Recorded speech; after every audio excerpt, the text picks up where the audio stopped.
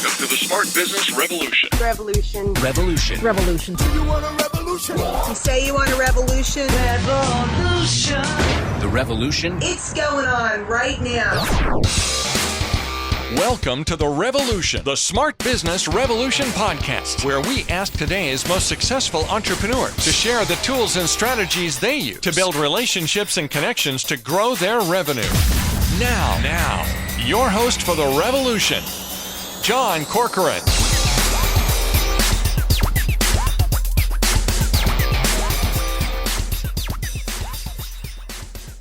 All right, welcome everyone. John Corcoran here. I'm the host of the Smart Business Revolution podcast. And if you've listened a couple of times before, then you know that each week I get to talk with smart CEOs, founders, and entrepreneurs, and all kinds of different companies and organizations like YPO, EO, Activation Blizzard, LendingTree, OpenTable, Act Software, and many more. We bring in experts who've got expertise in a variety of different areas. Today, we're going to be talking about LinkedIn in particular, which is such a tremendously powerful and valuable platform if you use it right. By the way, I am also the co-founder of Rise25, where we help connect B2B business owners to their ideal prospects. And in this episode today, I'm going to be talking with Michael David Chapman. Now, Michael David Chapman, he's a father of four, an entrepreneur who co-founded a successful digital marketing company focused on helping brands to grow using LinkedIn. He's also a seasoned authority in B2B sales with many years of experience in that area. And in case you're wondering if you should listen to this guy, he's amassed a following of over 240,000 people on LinkedIn, which is no small thing to do, especially since he doesn't have any big company behind him or big New York Times bestseller or anything like that. He also coaches men to become better fathers and to have a more meaningful relationship with their spouse, and has a long history working in organizational labor in the transportation industry. So we're going to be talking about all kinds of best practices around LinkedIn in this episode. But first, before we get into this into this interview, this episode is brought to you by Rise25 Media. And now look, I don't need to tell you that the world has changed. We all know that. The question is, what do you do about it? And in this economy, it's more important than ever to think about things like your LinkedIn profile, but also to be able to connect and build strong relationships with clients, referral partners, and strategic partners, even when you can't be face-to-face. And LinkedIn is one piece of that. But also at Rise25, what we do based on our 20 years of experience in the B2B space is we help people to connect and build profitable relationships with clients, referral partners, and strategic partners using a podcast. We've helped hundreds of B2B businesses to get more clients and referrals and land collaborations with dream clients. So if you want to learn more about how we do it, go to rise25media.com, or you can also email us at support@rise25media.com. All right, Michael. So I'm excited to talk to you here. Now, you had many years of experience in B2B sales, but I imagine at that time, LinkedIn wasn't as much of a thing at the time. So when and where, how exactly did you start to get into LinkedIn? When did you decide, okay, this is going to be a platform that I'm going to put a lot of energy and effort into? What inspired that? So in 2017, after I'd come through a second major breakup, i.e. a divorce, it was time for me to look at what I was doing every day professionally. As single father with four kids, I was traveling I live in New England, so I was traveling from the Portsmouth, New Hampshire area, south of Boston, all over New England every single day. So 50, 60,000 miles a year. And I said, look, I got to do something different. The environment was definitely toxic. And after a lot of coaching and support and almost shoving by some of my closest friends, mentors, and whatnot, I gave notice without a job in hand. I walked into my boss's office. It was a little bit more sophisticated than this, but it was, I gave notice and negotiated a 4-month runway to leave at the end of 2017. The day that I did that, I drove home. I got on LinkedIn. It wasn't to be anything but to find like LinkedIn at that time, John, was like a great place to read a Forbes article, look for talent, and find a job. That's about it. That's pretty much what people thought about it back then. Yeah. In 2010, it was 2017, using it to find a job. Okay. So that's what you were thinking. Yeah. I'm just looking for a job. I've got to bring home, I had a runway, but I needed to find a job. Yeah. So I started looking for a job and noticed that there was a real change. It was, as much as people complain about it, become more like Facebook in terms of people sharing stories. This was before LinkedIn video. This was before LinkedIn Live and any of that. In tandem with that, prior to that time, I should say in tandem, but prior to that, as a part of my healing and recovery, I had written in excess of probably, I have to go count, but I think it's 2,000 journals about the journey of coming through a really bad breakup. And really at that point, you know, I was 43 at the time, and I just said, look, I want a better life. So I'd done a lot of work on myself. I began to repurpose and share that learning into and onto the platform, and it just went from there. I mean, this was back 2017 was a time when and this is not to boast or brag, but when a text post, you know, a bad day on the platform would be anything less than 50,000, 100,000 views. I mean, it was a totally different space. So I just began to share and grew from there. And now a lot of people wouldn't do that, right? You're looking for a job and you started sharing intimate details about recovering from a breakup? Well, I wouldn't say intimate details. It's more anecdotes and learnings from real life experience. But to your point, but still, I mean, you know, it's not related to like, here's how you sell better in the B2B space. Here's how you become a better anything. Absolutely. I think it's fair to say, I don't want to miss this point, and I'll say this for any job seeker, and some of my personal branding close friends are probably going to send me some ugly mail or something ugly in the mail, but a job seeker doesn't need a personal brand. And that's what I was inadvertently doing. I didn't realize that I was branding myself as a father of four who would be vulnerable, perhaps detriment to getting a job. Okay. You don't need a brand. I mean, I will tell you this, your brand is important once you get hired. So for me to answer you directly, I'm sure, in fact, heard that sometimes on the backside indirectly that I didn't get jobs because of the reach, because of the brand, for sure. Yeah. Yeah. Now talk about that, because, you know, your brand or the way that you lead with saying I'm a father of four, which I'm a father of four also. Mm-hmm. So we have that in common. But why do you lead with that? You know, because between August of 17, by the time I get to December, you know, I had been on interviews. There was a boutique marketing company that reached out for me in December and said, hey, we want to work with you. And I won't go through that whole story, but the entire work around rebranding, what you'll read on my profile, had to do with, hey, listen, my kids are going to come, you know, next to my relationship with God, they're second.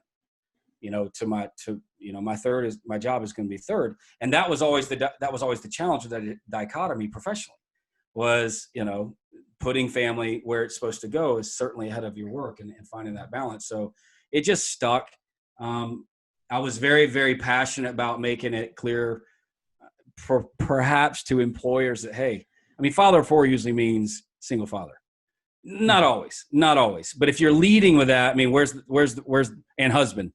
You know, typically that's how that would go. So perhaps I was saying that to say, look, if you're looking for somebody that, you know, you're going to have a problem with, who's going to place his family ahead of, you know, priorities at work at the right time, you know, then I'm not your guy.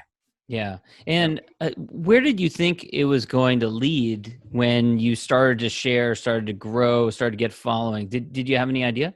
No, I was on the no plan. I mean, here's in fairness too, like, I don't mind admitting, I mean, the dopamine rush back then was crazy, you know? So some of it was, in full disclosure, a little bit out of balance, but there was no plan. Some of the content back then, it wasn't all about the breakup. I'm just saying they were learning from that. There was a ton of the content. I shouldn't say some. Quite a bit of the content was around sales leadership, organizational leadership lessons that I learned. You know, how to respond to a toxic boss because my old boss was toxic, and I managed upward, or led him upward. I was second in the company. I led him, I say laterally from the bottom up, if you will, for almost 5 years. And so I talk about all kinds of things outside of the personal side, and really thought that, you know, perhaps I was deceived that companies would look at that and say, oh, this guy's smart. We should call him. Instead, they were probably saying, look, we don't perhaps want a guy that's willing to put out such information and details and whatnot. Who knows? I'm glad I didn't get hired, put it that way. So at what point did it eventually turn into helping others on the LinkedIn platform? Well, so the content around men's issues, parenting issues, relationships, that were, that intrinsically were about. It wasn't always about like that. That would just bring people. I mean, a year and a half ago, I think it is, I did a 9-part series about men and depression. I mean, you think about that, men don't talk about depression. Yeah. Number one, typically. Not all men, but most don't. And they sure as don't talk about it on LinkedIn, right? Where they want to like get a job and stay employed. And so I shared one. It's about 4 or 5 minutes per video. And it's, I'm not a therapist. I'm not a certified coach, right? But it's my sharing and my journey on this side of the divorce and how, as an example, how those issues began to show up and how I parented my children. So when that piece of content alone brought, 100 men into my space that were interested in working with me on specific men's issues, not as a therapist, but more supplementing and being able to talk about things that they couldn't talk about in therapy, that they needed to talk with another man who could share relatable experiences, understand, and really help guide them through some of that. Let's talk about the profile itself, because that's oftentimes a good place to start. Mm-hmm. And some of the, you're a bit of an expert in how to formulate this for others. What are some of the big mistakes that people make with their profile? The summary. So define, you got your picture, typically the headline or the words right under your face. And then let's talk about the summary, the about section.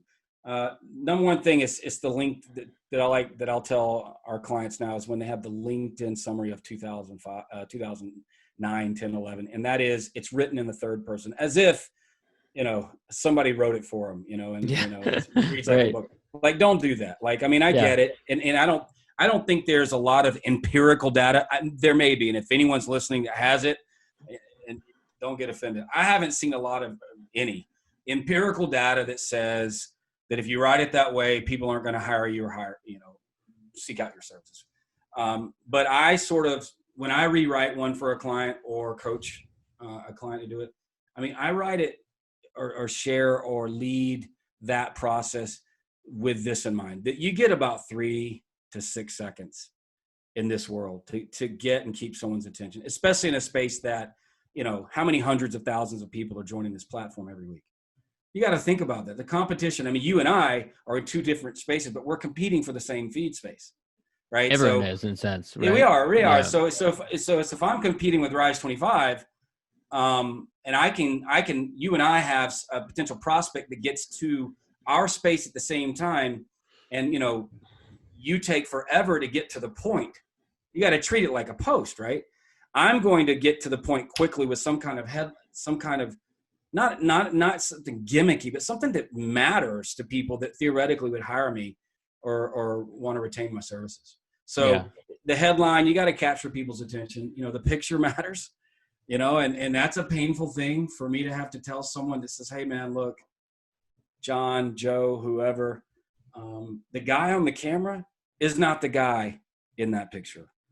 And, you got to tell people that, all right? Because especially if it's a job seeker. And I've had to tell people that. It's not fun, but I don't mind doing it, obviously. So your picture matters.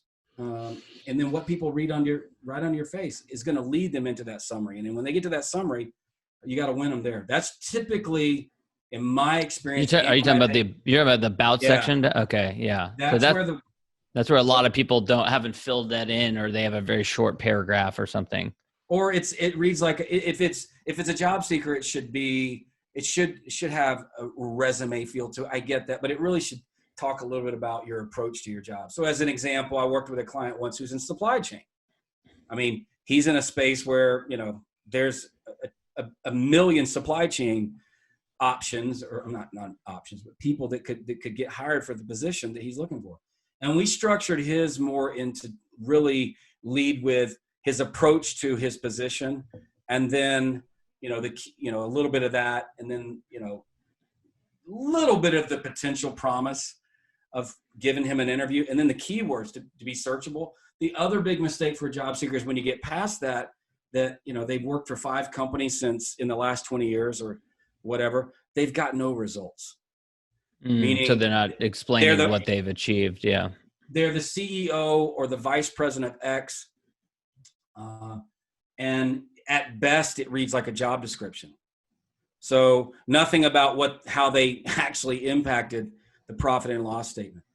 Where you really see this as a challenge is supporting positions like human resources, where they're not directly responsible for things that can always be measured.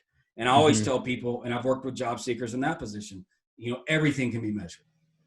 If you're with a company doing anything, it relates to something, always relates to something, even by 3 degrees, 5 degrees of separation to the top and bottom line. So I'd say the two biggest mistakes are what's going on that summary in capturing people's attention, and a lack of results in your experience. And looking quantifiable results. And looking over your profile, which of course we'll link to in the show notes, you definitely do that. So I'm looking at your role from 2010 to 2012, general manager of Image First, and it says reporting to the COO, retained to direct the operation of 5 million P&L of a 15,000 square foot processing plant. And then you have bullets below it. Developed a sales incentive and communication plan to mitigate a 180% increase in raw materials, create a revenue analysis model, increased EBITDA 6% within 18 months. Very specific there. Yeah. So it's more, if anyone's looking at mine, there's nothing since I walked away from my last position. Everything's been entrepreneurial since. So it's a little bit of do as I say, not as I do. Well, yeah, but I mean, it's. But for a job seeker, if I was going back to get a job at a company, I mean, I'd have to spend some time really thinking about what have I been doing over the last 5 years. I know what I've been doing. I've been making money, but right. I haven't. Here's another mistake. I think this is for job seekers. They're not keeping a results journal. I mean, every quarter in my last lives, I had a results journal. I keep it upstairs. So I'd be in a position to be able to fill those things out at the right time. That's very smart. That's very smart. What else with the profile itself? What are some of the other elements that people need to think about and improve? I mean, recommendations are important, and for anyone listening on LinkedIn, I get from time to time people from all walks of life around the world to say, hey, would you write me a recommendation? And I always say the same thing, and I know what it means. I mean, man, when I've been let go from 3 jobs since high school and laid off once. So I know exactly what it means and this is before LinkedIn. Remember the days of a letter of recommendation for someone to write. I mean, who does that anymore? Right. People do it. But it's a pain, it's such a pain to ask people because it's such an inconvenience for them to have to do it. Well, or you've been fired. Yeah. And who wants to put, right? I mean, the implied risk of, I don't know if I'm going to put my name on this guy. Yeah. So let me talk a couple things about recommendations. People are, recruiters and hiring managers are smart. Not all of them, but most people are. Be careful about who you're getting recommendations from. Who are you getting them from? Okay. Yeah. If you're a job seeker, I mean, the quantity can look like you've pandered. I mean, and don't get me wrong. I've got a slew of them. Earlier in my career, you have 36 right now. Earlier in 36. Early in my career, they were definitely solicited. Nothing wrong with that. Especially you can see the date for the month, the week after I got let go or I walked away. Yeah. And then the most recent ones have been unsolicited, where it's just people on the platform that know me, I have good relationships with. I've helped them in ways professionally or just as a friend, whatever. Right. Now, I want to ask about your strategies for growing your engagement and following connections on LinkedIn, because you've largely approached it, I think, differently from the way I've always done it, which has been just direct outreach, directly reaching out to people. It's a slow slog. Maybe you do that as well, but you're also known as really good at engagement. You put posts out there that quote unquote go viral. And I want to talk about those strategies. But did you also, when you were getting started, did you do direct outreach? Was that part of the way that you grew, or is it all from sharing content? It's interesting. So I've done direct outreach 3 times on LinkedIn. Right now I do none because my team does it for our business. So the direct outreach back when I got back on LinkedIn in August of 2017 was to find a job. Okay. So you did reach out to people then? Yeah, okay. Yeah, of course. Yeah. After that, when the job didn't come and I was growing, 3,000, 4,000, 10,000, 20,000. Now I'm growing these connections, whatever. I would definitely send out thank you notes with pieces of my content. So I'll call that direct outreach. That was more reactive. It was like, hey, thanks for connecting, this kind of thing. Yeah. When I started a sales, me and Rana Cordahi, one of my business partners, one of my entrepreneurial things I do, her and I built a sales course it's called Sales for Non-Salespeople, 6 to 15 minutes of online daily content for people that are not comfortable, don't like selling, but have to for their job. I did outreach for that. But I will say that I wasn't very good at any of those at the time because it was more of a volume play. At times, especially on the job seeking side, where I wasn't paying attention and understanding what I understand now based on the work that I did in terms of building the relationship first. And don't get me wrong, I don't believe people on LinkedIn are sitting around like wanting to chat all day. I don't believe that. I think people that sell that bag of goods around LinkedIn are doing a disservice. I think most people want to understand who are you and what do you want, and the sooner without pitching, yeah. Yeah, and given there's probably going to be a lot of job seekers who listen to this, or people who are looking for other opportunities. So we're recording this in July 2020, in light of, there's 15 million something people unemployed right now, and given the economy, what is the best approach these days for, if you are a job seeker, for growing your network and reaching out to potential employers without looking like you are just trying to get something? Well, you are trying to get something. Let's start with the truth. All right. So I have done career coaching, not formally, but people call me, I tell them the same thing. I said, you need to be honest with yourself first. All right. Cause and I can say this because I've been unemployed, not for long periods of time, but I've been let go. I was able to get jobs after being let go. Being honest about what you're really trying to do is the first thing.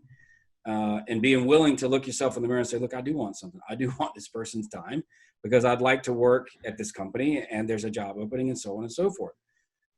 So that's important.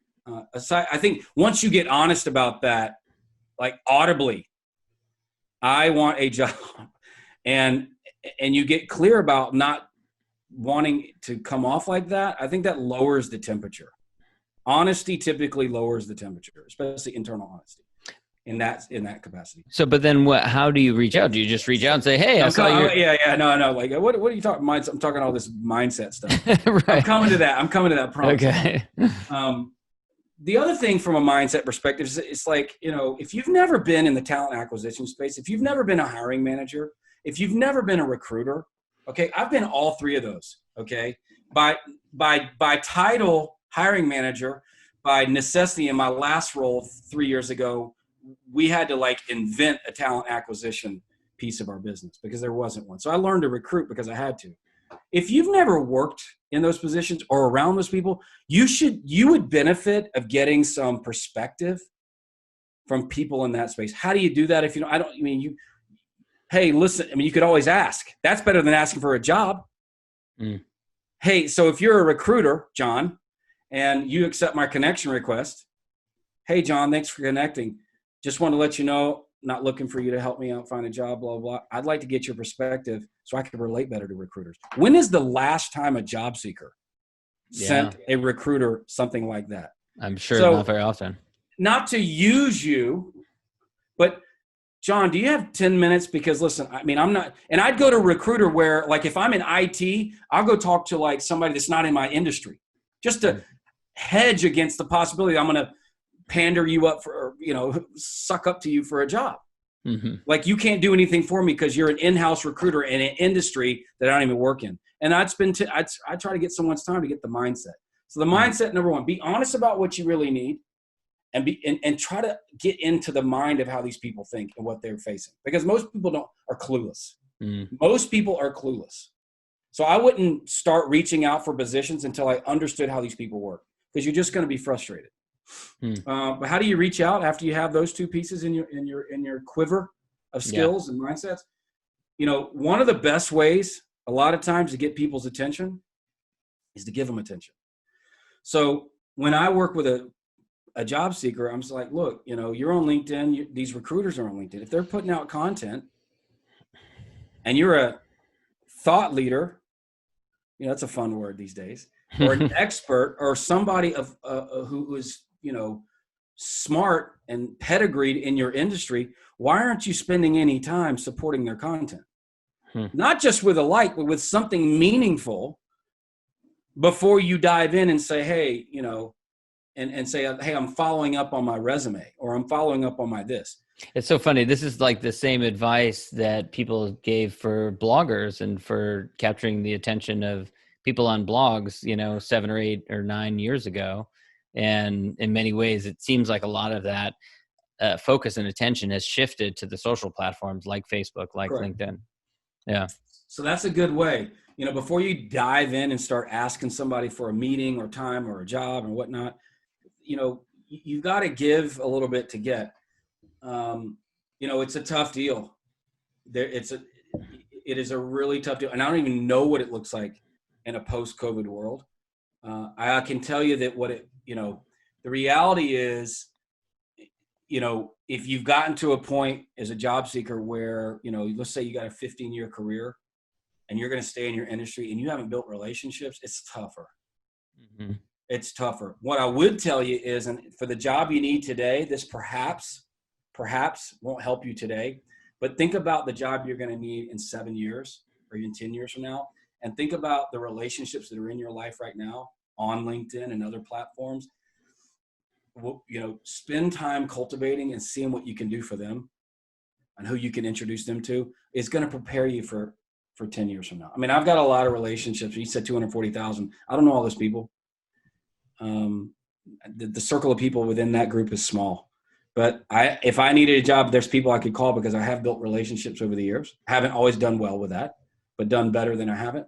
But finally, I mean, you've just got to, from a rhythm perspective, you got to look at it like you're in sales.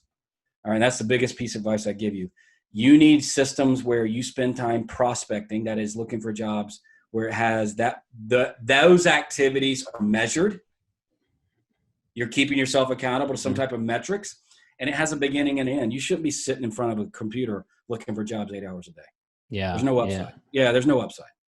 Now, do you recommend that people use kind of guerrilla tactics when it comes to LinkedIn? What's a guerrilla tactic on LinkedIn? You tell me, right? I mean, like anything. I mean, like from, connecting with the hiring manager instead of submitting your resume, or in addition to submitting your resume, or applying the normal. That's exactly what I'm saying. I mean, not everybody's sitting behind, 3 feet of like a concrete wall and they won't talk to you, And again, if you don't hear from a hiring manager, reach out. I don't want to hear anybody sending me an ugly DM. I'm just saying a lot of times hiring managers are more accessible than you think. I wouldn't call it a guerrilla tactic. I mean, think about let me give you some, that's why I started with a mindset.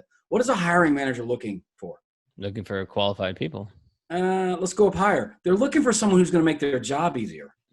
True. I never hired I wasn't looking for a qualified candidate. Yeah, but qualified doesn't mean they're going to make my job easier.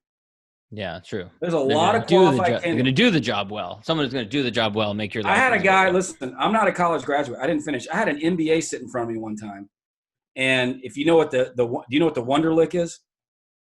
I think it's a test of some sort, right? It's an IQ test. Okay. I think it's, yeah. Did I just fail it? I think I just failed it. No. It's quite the opposite. It's 12-minute test, John. 50 questions. He finished all 50 questions. Wow. With a minute and a half to go. And I administered. I was in the room. Wow. Yeah, I was like, I'm not sure. You don't belong in this room. So what I'm saying is he was qualified intellectually in other ways, but, he hadn't smiled in 10 years. And I'm not saying, people that who are smart don't smile. I'm just making the point that a qualified person, hiring managers are looking for people that are going to make their job easier. Yeah, that's a good point. That sounds subservient, but that's the intrinsic root, among other things, root concerns and desires. Right. Is it challenging now? You know, you're closing in on 250,000 people that follow your updates. You know, and I built social followings over the years, not as large as yours is. We had, I think at our peak, we had 70, 80,000 email subscribers before. They all get stale and eventually you have to unsubscribe them. Really? But, you know, it can be challenging to nurture, you know, a community of people like that. Do you find it's challenging to keep up the one-to-one relationships when you have a volume of people like that? Yeah, because a lot, this is going to be somewhat a bit critical, but a lot of people follow and don't engage. I mean, it's just like, and I'm the first one. If you've read anything from me, like, I have no problem with views, likes, and followers. I mean, nobody's on social media platforms. Nobody in the history of any social media platform woke up and said, today, this post, I want it to get 0 attention. That's a joke. Who's doing that? However, there are people that just do things for the numbers. And, you know, I have at times fallen into a little bit of that. You know, for the most part, your follower base, at a certain number does not, I mean, even if you look at the percentage of the percentage of engagement as a percentage of followers, I mean, it's not even 1%. Think about it. Yeah. So a lot of times, and the way LinkedIn, I mean, if you go to your network and you start looking at how they're putting specific people on people you should follow, I've certainly made it to some of those lists. I think that's why I grew in the last year like I did. But why are they putting certain people there, and what's the agenda? I mean, it is difficult, not because of the following base. It's difficult if I'm not setting balance and boundaries to not be on the platform, to have like real relationships, and even the relationships I've built in the digital space, to nurture those. That's what makes it. It's not the number.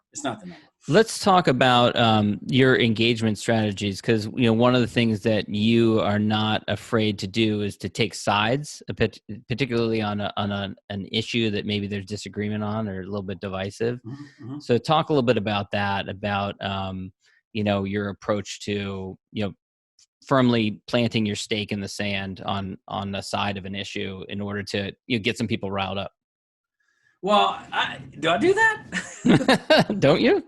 Yeah, I mean, I have in the last year. Like, I've definitely gotten more comfortable in challenging some of the status quo. Not so much more related to the platform than anything else. Mm-hmm. I don't know. Is there something in me? Yes, there's something in me that's trying to get somebody riled up. I guess in the full honesty of it, I'm not doing it to get no attention. Again, yeah. I'll fall on that first sword. So, you know, when I got on LinkedIn, there was all this stuff about, you know, content calendars and strategy and whatnot. I mean, if you really look at a lot of what I do, it's really about continuing to stay from a learning perspective, regardless of the resources that are out there, from every quasi-expert to actual expert, around how the algorithm is responding to me, so that I can take that same best practice and help our clients get the results they want from the algorithm. So if you look at my feed, I mean, there is no strategy because I'm trying different things. Yeah, I'm doing. I mean, I post all my own stuff. I don't use a VA. Most of my stuff is written either the night before or within 10 or 15 minutes to the post. I've got the thought. It's clear in my head. It's a recording, whatever. I do quite a few more text posts than do anything. I don't like my recent post. Like, it's an audio of me. I don't enjoy being on a video. It's just my thing. So I'm on the no plan in a sense, but really more to understand how it's responding so I can help our clients. And you also post a lot of different videos that you find, I assume, on the web somewhere, and talk about that strategy. Well, they work. I mean, like, and there's a lot of criticism around, you know, it's repurposed and original versus repurposed, and you're not a real content creator if you're doing repurposed content. I mean, if you scroll, I think I've got in excess of, I'm just concerned, 1,500 plus posts since I got back on. I mean, it is every single club in the bag. Purpose content, original video. I've got a few articles. I'm not a big fan of them. mainly because I enjoy the quick shot to the arm content. That's just me. I can write an article, and I've written them, but I don't enjoy it as much. Every imaginable piece of content, with the exception of probably, I haven't done as many carousel posts. I think I've done like 2, the PDF slides and whatnot. So it's disingenuous to say that, hey, it's just all repurposed content versus original content. What is the best? It should be original, 100% original. I do understand that, but I'm also fascinated by how LinkedIn is constantly updating the response or how they treat the reach. I mean, I know people that they put out a couple of lions jumping on a dude's back. And I mean, it's within 6 minutes, it's got 1,000 views, 60 likes, 6% engagement in that amount of time. So they definitely go ahead. There's a lot of humor. People use a lot of humor too. It seems. Yeah. Parrots doing ollies on skateboards. I mean, I get it. No one's doing it for zero attention. But right. but I say from a strategic perspective, I mean, I know people that are always on brand, always on message. That is, if you are trying to grow a business and your business is not specifically LinkedIn and how understanding virality on the platform, and that's part of what I do, you would want to stay on brand, on message, and not mix it up like that. I mean, I've seen people that are coaches or specific, even companies that use repurposed video all the time. They'll take a Tony Robbins video and repurpose it. And I know people that take Denzel Washington and placard their brand right on it. I mean, it's all kinds of things. I don't have a problem for the most part with any of it. Has there been anything that you shared at some point, where you touched a third rail and afterwards you're like, I took it too far with that, something having to do with a religion or race or gender or politics? Oh, yeah. Like that, Oh, yeah. I'll give you a couple examples. Usually and this is just more of a confession. I mean, usually it's a comment on someone's post. All right. But I did a post right after the last State of the Union. Mm-hmm. Is it the last State of the Union when Nancy Pelosi ripped up the speech? Mm-hmm. I thought, I'm going to share an opinion without taking it deep. I thought they were both immature, quite candidly. And so I took a post, the video of that, regardless of what side of the aisle you're on, the whole thing's immature. That we live in a country where the among other things, the grappling for power has led us to a point where we've got people behaving like that. And the mistake that I made was I said, and this is not a political post. So everyone attacked that and said, "Oh God, I got destroyed. And of course it went viral. I mean, it got like I think it did about 1.5 million or something like that. So you kept it up. You didn't take it down or anything? No, I didn't take it down. But there was one time that I did about 2 months ago, and it was the one. It's probably seen it where it's the white homeless guy in a McDonald's, and you have the black manager and the white female cop. The black manager and the white female cop are oppressing the homeless guy is just trying to get his food. Now it was right after COVID came out, and I just took this position that said, even though they were coming off as oppressive, I was supporting the black manager and the white officer. And I think it's to say, we don't really know what these people are facing right now, specifically because I was doing a lot of my food takeout, right? Because I wasn't going to go to a grocery store until I felt safe and whatnot. I had kids to feed, dude. And I really had a heart for that. Where the failure was, I didn't say anything. I left the homeless guy out, which intrinsically, people would look at and say, well, surely, he cares about homeless people. So there was a couple of people that, just lit me up in such a way that I was like, you know what, I just took it down because I took him on. I responded as I stood up to him, and before long it looked like Donald and Nancy. It looked the same thing, so I took it down. Yeah. So what are you most excited about with the platform as it moves forward to the future? In some ways, you say you like the text posts the most, but, in some ways, LinkedIn has moved towards live video, recorded video and live video. Do you feel like it's moving away from your strength, or do you feel like, well, I'll continue to be zig when everyone else is zagging? It hasn't moved away. And they've had video out we're coming up on, I think they released the native video option, where you could upload any kind of video, whether it be a video of yourself or a YouTube video or whatever. We're coming up on 3 years. So no, as long as they get the reach, because here's the thing, you cannot, a view on a text post is as it passes through. It's a view. So are people really reading it? You don't know. So that leads into your first part of your question. What I'm really excited about is the reality that, and there's a lot of people that do what you do. You're in a crowded space, probably not as crowded as me. There's a lot of people that help you get your podcast up and running. And people are not as experienced as Rise25. There's a lot of people that do what I do. I mean, there's a LinkedIn coach. I mean, just the word coach. It seems to be a coach behind every tree these days, in some cases under rocks. But the reality is there's plenty of pie for everyone. Right now, in my opinion, and other people have said this, I said it without talking about it on the platform, but this is the Facebook of 05 and 06. Very organic, very easy to get reach, very easy to build a following and turn that following and monetize that. So I'm excited about that. And mainly because now I probably got 10,000 hours logged into this platform, which sounds insane, but it's true. For the longest time, I couldn't put my phone down.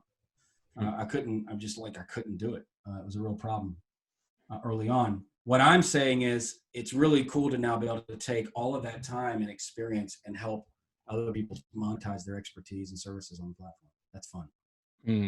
Now, I know that you also have voiced some criticisms of the platform of LinkedIn. You're not shy about sharing those on the platform. So what are some ways in which LinkedIn could improve? Well, so I don't understand it. I actually, I don't understand the dichotomy, and I believe it's like opposites. Like, when it comes to connecting with people, the guidance and really the policy, the clear guidance in the user agreement around sending invitations says, hey, John, hey, Michael, basically do not connect with people you don't know and trust. Okay. So that makes sense until you say, well, oh, by the way, John and Michael, here is Sales Navigator. Okay. It's $80 a month. Sales Navigator is a premium search function where you can basically find the people. You can really niche down. It makes the LinkedIn, that's why you pay for it in a sense. The LinkedIn search criteria look like, amateur night when it comes to search criteria. And Sales Navigator, they could improve on that. But I'm just saying, like, it's night and day to the non-paid version. How can you in the same conversation say, look, we're going to tell you not to connect with people you don't know and trust, but we're going to give you Sales Navigator. I mean, why would I pay $80? Think about it. Think about this. Why would I pay $80 to have for you to help me set up a database to go find people that I already know and trust? If I already know and trust them, I don't need Sales Navigator. It just doesn't make any sense. Yeah. And not only that, I don't know about anybody else, but I never closed a sale, or helped my team close deals by people that we 100% knew and trust on the front end. It always starts with always started with a ring, ring, ring. I mean, in the digital space, it's still cold calling. Like, cold calling's dead? No, it's not. It's digital cold calls now. And there's ways to warm it up so it's not so cold. So that's probably my biggest. This just doesn't make any sense to me, because you can be restricted for getting too many people, that say, I don't know this person. This doesn't make any sense. Yeah. It seems like they don't, maybe they don't say this, but it seems like they're okay with people reaching out to people that they don't know, as long as you do it tactfully, or if you don't do it in a way that's annoying or harassing people. But I guess you can't write that into a service agreement. Well, it's like, what harasses you is somebody else's, oh, I've been waiting on you. Oh, you're an accountant? Great. When you got called on 3 accountants today, and you hate your own, right? So I don't know, Michael, that's just not a way to, that's never been explained. I did a post about it and tagged the then CEO, and a couple of people came in and answered, and there were 2 messages. The LinkedIn side was like, no, yes, we want a safe community, blah, blah, blah. They gave me the legalese safe community thing. The Sales Navigator people said, I had to stay. I'll find that post, send it to you. Finally she capitulated. Okay, now I understand, but there was no follow-up. It's like, clearly it was seemingly coming from somebody who's never been in a sales position before. Right. Yeah, I agree with that. Well, Michael, this has been great. I want to wrap things up. The question I always ask, which is, let's pretend we're at an awards banquet, much like the Oscars or the Emmys, and you're receiving an award for lifetime achievement for everything you've done up until this point. So who do you thank? Who are the mentors? Who are the friends? Who are the coaches? Who are the peers? Who are the people you would acknowledge in your remarks? Yeah, so I'd say there's 3 people. 2 are family, 1's not. My mother basically raised my brother and my sister on her own. And what's remarkable about that is, without a strong male role model in our home, she was able to give us enough. Did we go without some of that influence? Absolutely we did. She comes with that. And, me and my brother were something, but along the way, but we got through. We've got, I have 4 children. He has 2 of his own. And we have been able to, because of her influence and her love for us, been able to sort of shift that generational issue. Because my dad's father, both sides of my family have some father to this stuff. So my mom deserves a lot of credit for that. And I would go on and on if I was at that banquet. Second would be my sister. She also experienced fatherlessness twice, and she's gone on to, she's been married for over 30 years, 2 wonderful children, grandchildren now, and has been a wonderful example. She's the polar opposite of my mother in terms of how they relate, but a wonderful example of a woman and a wife and a mother. And even though her and I always didn't have the closest relationship, but just because she's older and I'm younger, and she moved in with her husband because he was in the military, she's always been just a safe place for me. And lastly would be a guy that is a mentor of mine. His name is Mark Barton. And Mark is nowhere on social. You won't find him. I worked for him. We both worked at UPS. When he got promoted, I worked for him. When he left for UPS, then he came back. When he came back from the Peace Corps and worked for me at G&K before it was acquired by Cintas. He went on to become a GM before me. And then when I moved to New Hampshire, now we competed at the same level in the same industry. And we've remained best friends for over 20, coming up on 20, 25 years. So he taught me outside of my family. He's at the top of the list. I'm most proud of to have in my life. Taught me the most about self-accountability and really how to be a leader in a professional setting. Yeah. That's great. Michael, where can people go to learn more about you? LinkedIn. LinkedIn. I'm the only Michael David Chapman. I get hit up. I get killed for that every month because of the obvious name recognition. Right. For another David Chapman. But I'm named after my 2 uncles. My David was a famous set director in Hollywood. He did some famous movies and whatnot. So I use those names as a little bit. I'm the only one on the platform with that name. You can't miss me. Perfect. All right, great. Thanks, Michael.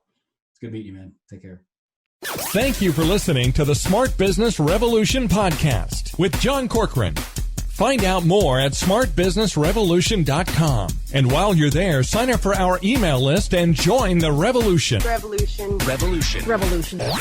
And be listening for the next episode of the Smart Business Revolution podcast.